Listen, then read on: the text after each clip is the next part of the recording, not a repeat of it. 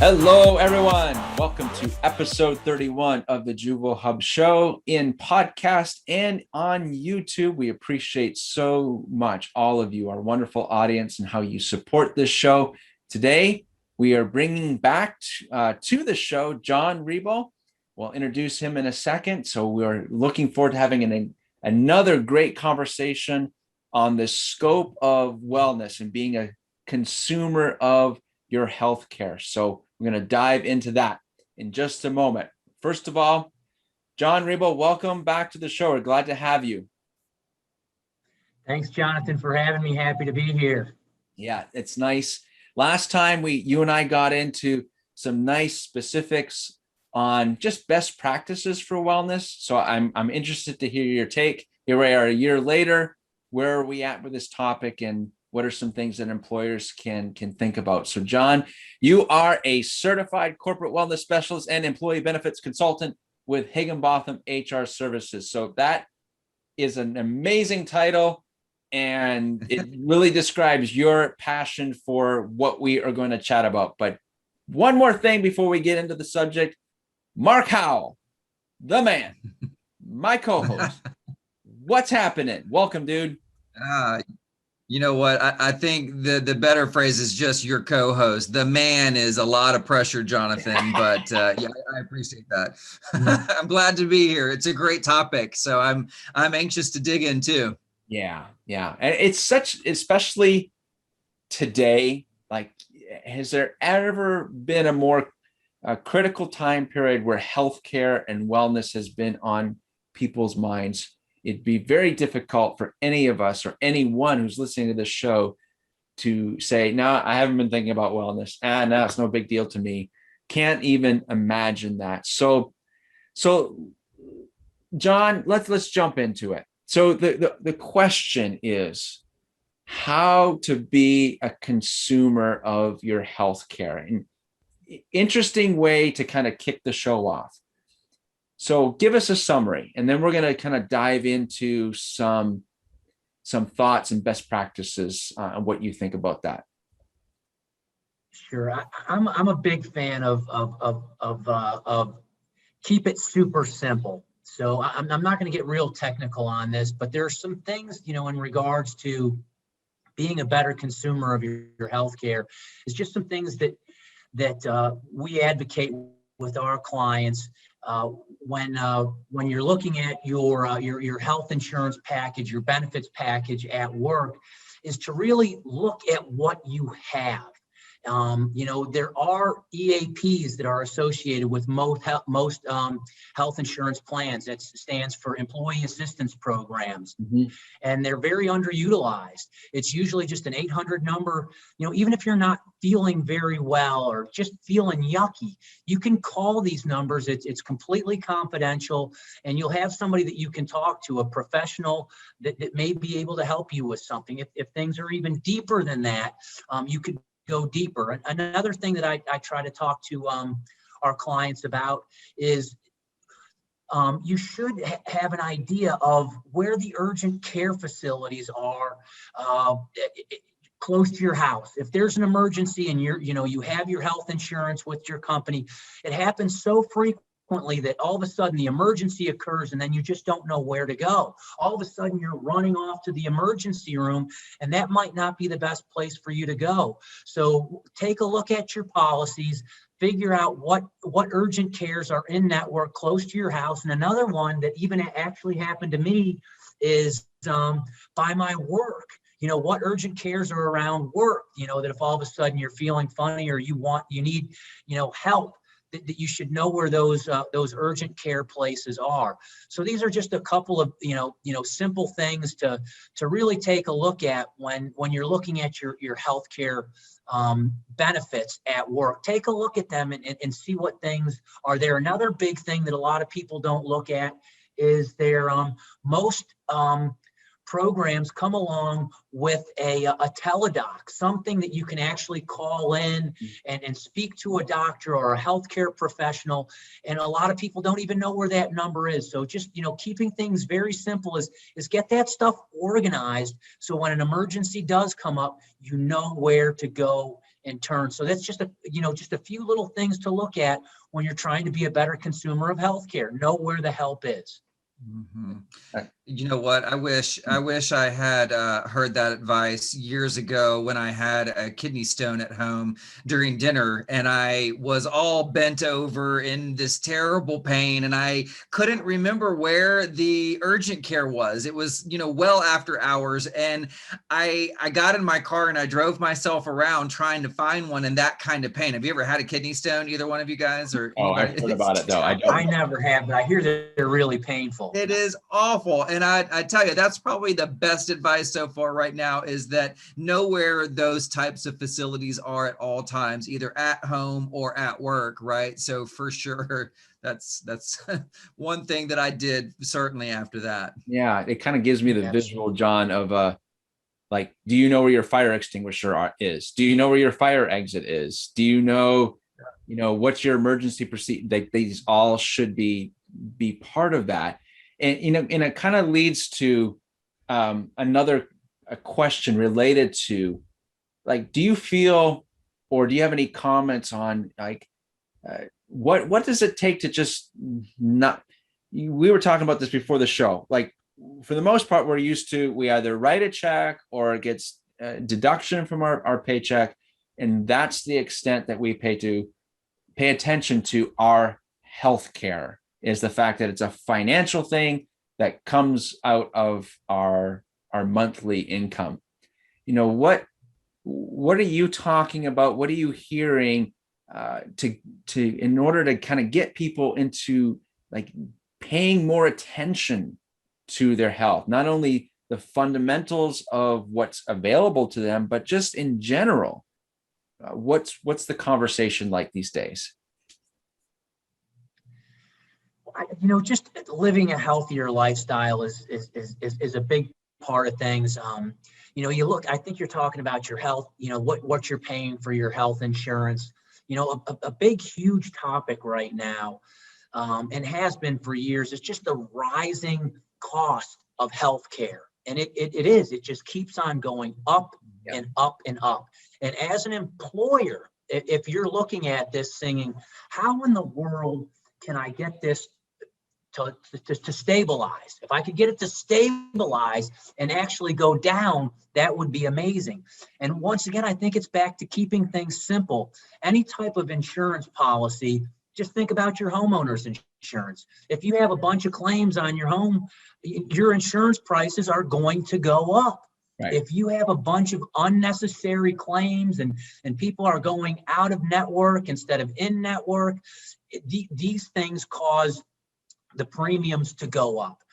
What you really need to do, once again, in keeping things simple, is you need to figure out how to bring the claims down. And usually the best way to do that is to try and help your employees to be healthier. It's easier said than done, but really and truly, if you want to, lower costs or at least stabilize them, you have to figure out how to control claims. Mm-hmm. That's funny you say that, but I can remember my mom telling me once, it's cheaper just to stay healthy, Mark. And I'm like, yeah, great idea. I'm going to do that, So I try to live with that kind of mindset that it's cheaper to just stay healthy. But as we get older, that kind of takes over on us, doesn't it? But tell me, what kind of incentives would you say, or I'm sorry, what kinds of things can you help companies come up with that help keep their employees healthy? Because it's a great idea, right? To just sit down with your employees and say, hey, let me help you stay healthier so we reduce our claims, so we can kind of keep a cap on some of the things that are happening on that end of the spectrum. But what are some things that you've seen in the past that work for organizations that maybe we could give our listeners some advice? Like, how do you encourage people to live healthier lifestyles? Yeah, there are so many different ways that you can do it. And there are some that are even like just crazy, super simple ideas. Like when we start off a wellness program for some of our companies, I'm just thinking of one that just comes to mind very quickly, is we try and engage the employees and let them know that a wellness program is coming. So we let them know that a wellness program is coming. Now, once again, these are super simple things, but it's the engagement that you are looking for. The first thing that we did is let's name the wellness program. So they would use like maybe the name of the company, and then they would throw in wellness or something like that. So you have the employees engaged. All right, there's a wellness program coming. Let's go ahead and name it, and we'll pay somebody, whoever comes up with the best name.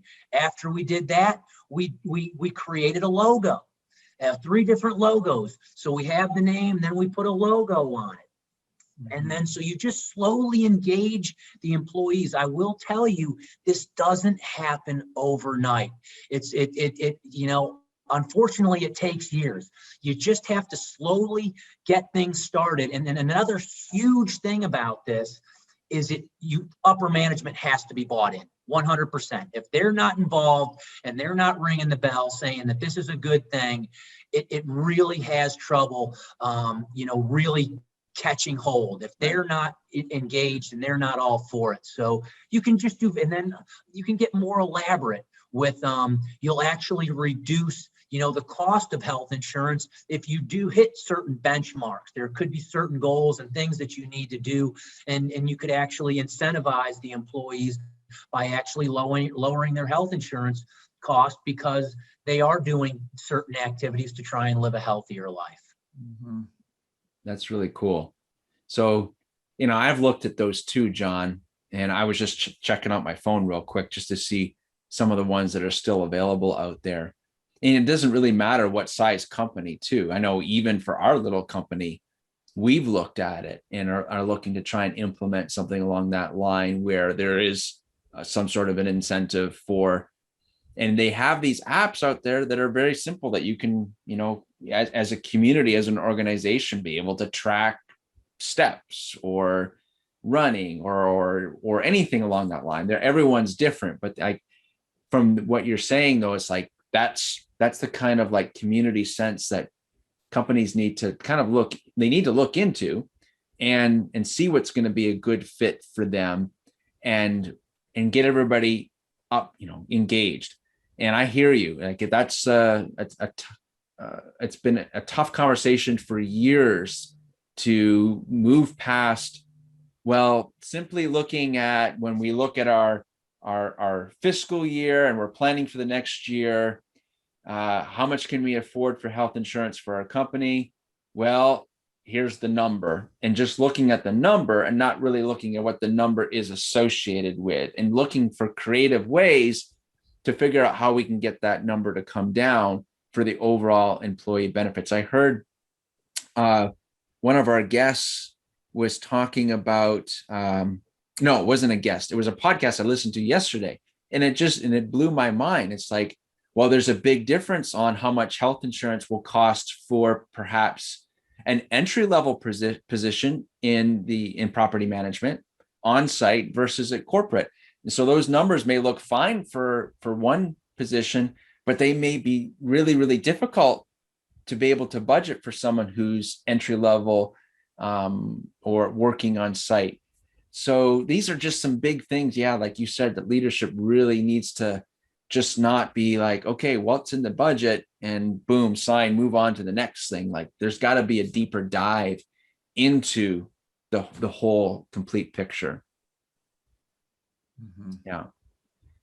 You know what, Jonathan, you're right. It's kind of like I'm listening to you both. And when John was talking about this, something kind of came into my mind that just educating your employee on all of the things that can go wrong, right? With smoking, with poor eating, too much sugar, diabetes, and what that can lead to, the exhaustion or lack of energy. And in our business, as you know, we tend to, out on site, we don't always eat appropriately. We don't get lunch breaks a lot of the times.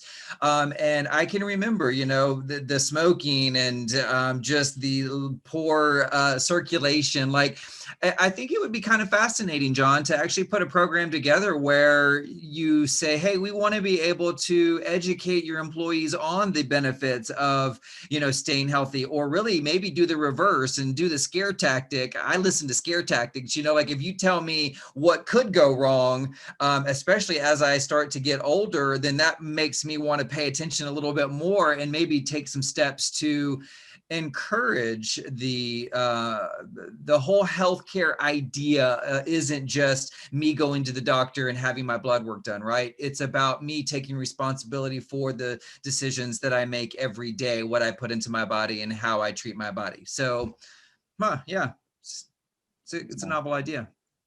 Yeah. One of the things that I was going to say that I love about the whole wellness program ideas is it can work in so many different positive ways, because if you can get an employee engaged to start living a healthier lifestyle, and they can actually give the employer some type of credit that that the employer cared about me enough to actually institute this wellness program. And there are stories where people lose lots of weight, that has changed their lives. I mean, if an employer can do that, you're going to have a really strong employee, somebody that knows that their employer cares about them, and that went the extra mile to actually institute these, programs like that. And in many cases, it's not all that expensive. If you get the right insurance broker that will be willing to do things like this, it could be very, very reasonable. So you can win in so many different ways. Absolutely. Yeah. Amen to that, man. Because it's like a healthy employee is a productive employee, is a happy employee. You're dealing with less turnover. You look at, and Mark and I get in this conversation often just from a training perspective. It's like a well-trained employee. Yes. Do you have to pay for something? Absolutely. Absolutely. But that's an investment. It's not an expense. So to your point, do we need to look at something that needs to happen within the organization in order to create a healthier lifestyle? Yes. Will there be an expense? Yes. But it's an investment. It's an investment in your team, which is going to produce amazing benefits, short and long term, for sure. Yeah. So, Mark, do you have? Oh, go ahead, Mark. I was going to say, do you have any advice, like when you think about what you do, when you're talking with clients, do you have any advice that when someone says, talk to me or talk to my employees or help me understand how to explain to my employees how to have a better work-life balance? I hear this a lot in our industry where our employees go home very stressed out. They take a lot of their work home with them. And then we have this very long conversation, training for me about time management, but it always kind of comes back full circle to a whole conversation around, I have no work-life balance. And that affects not only their health, but also their longevity with their employer. So what kind of advice would you give some of our listeners, some of our clients, advice that isn't so much necessarily about, your health insurance package, but maybe just some off the cuff, like meditate, go jogging, like what do you do? What do you tell them to do? It really kind of depends on their culture, but I think if there's any way that you can communicate to them that that there are resources out there to help. Like you said, there are all kinds of different apps out there. I just think that you have to somehow engage them and let them know as an employer that you care. You have to somehow do that. I don't know. There's just so many different ways that it could be done. Just even as simple as saying that you're coming up with a wellness program. Let's name it. Let's put a logo on it. And it wouldn't cost that much money to take everybody on a 5K run or one of those, or you go for a walk, and we'll do the whole company and we'll get some t-shirts and we'll do something healthy. I mean, it can be just very simple things. I think, honestly, the easiest thing to do is just get started. Get started. You talk to HR. Well, here's one. Even maybe put out an email and see if anybody would like to be part of a wellness team. That you're actually going to be the people that are driving the wellness team, like, a wellness, group that comes together and coordinates a wellness program, that they would, they could all get together. I've seen this happen in work in many circumstances. So I really think it's just find somebody in the company who cares, get buy-in from upper management, and just get started.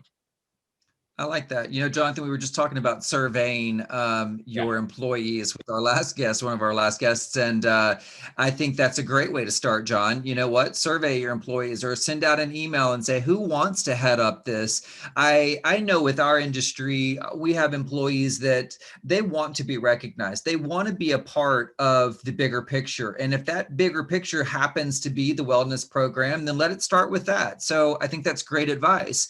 I think you're right. I think a lot of people that I've worked with in the past, we've been too afraid to just start something somewhere. Maybe it's that fear of failure or it never to pick up and take off. But you know what? I think that's great advice, to pick a team of people that really want to do it and let them run with it. So I like that. Yeah. Awesome conversation. John, we appreciate you being here and being an advocate for it. So this is, whenever you and I get a chance on a call, this is always what you're chatting about. And I know your clients really, really appreciate your passion and enthusiasm behind it. And we're grateful to have Higgenbotham in our industry and working with property management companies and other industries as well to help with healthcare, health benefits, wellness programs, and other HR related services. So thank you so much for being here on the show. Any concluding words, John? All right, this is rah. Yeah, words of wisdom. Yeah. What do you got?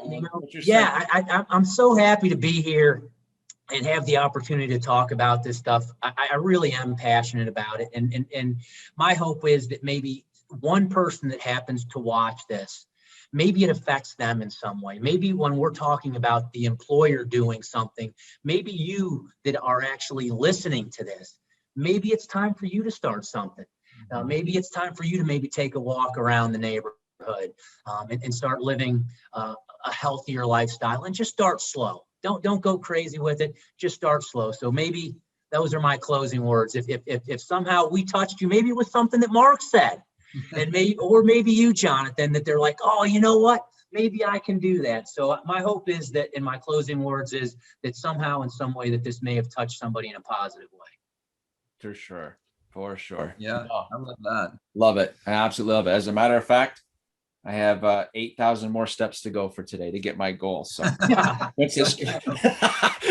once this recording's over, a couple more meetings, I got to get out there and get walking. I got my goal to meet each day. So yeah. I did not go to the gym today, so I'm feeling a little guilty about our conversation right now. Everybody, get out of your chair. Let's go. Everybody stretch now. That's what we need to do. We'll do maybe we should do that, Mark. One of our episodes, do like the old-fashioned 1980s 20-minute workout thing or something like that. Without do you remember that? I'm totally dating myself. I was going to say, I remember it, but I'm going to let you two do that episode. No. Just count me out of that. No live exercise shows on Juvo. We can't do that, but we will recommend them. Just hit it. That's right. Yeah. So John, how can people connect with you? I really, I like to connect with people out on LinkedIn, and you can just find me at John T. Rebol on LinkedIn. Just reach out to me on LinkedIn, or, if anybody's interested in trying to live a healthier lifestyle or bring this type of stuff to their organization, you can call me on my cell phone. And that number is 678-463-5372. I'm serious about this stuff. If you want some help, I'd be happy to try and help any way I can. Beautiful. Yeah. Thank you for offering that. And connect on LinkedIn. We'll have the link to Higgenbotham's website as well in the show notes.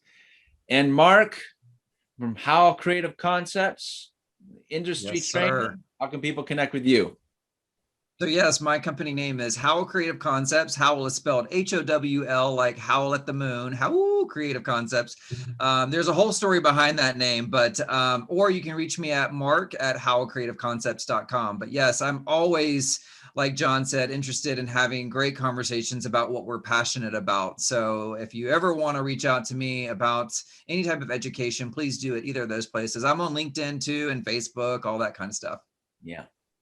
Awesome. Awesome. Yeah. Thank you so much, gentlemen. Always a pleasure. My name is Jonathan Sarr. This has been episode 31. We're glad to have John back on the show, and we look forward to seeing you guys again soon. Please give us a review on iTunes. Give us a thumbs up on YouTube. We appreciate your support of this show, and we're happy to be able to bring so many awesome guests to help out our industry. So thank you for being here. We'll see you on our next show. Take care, everyone.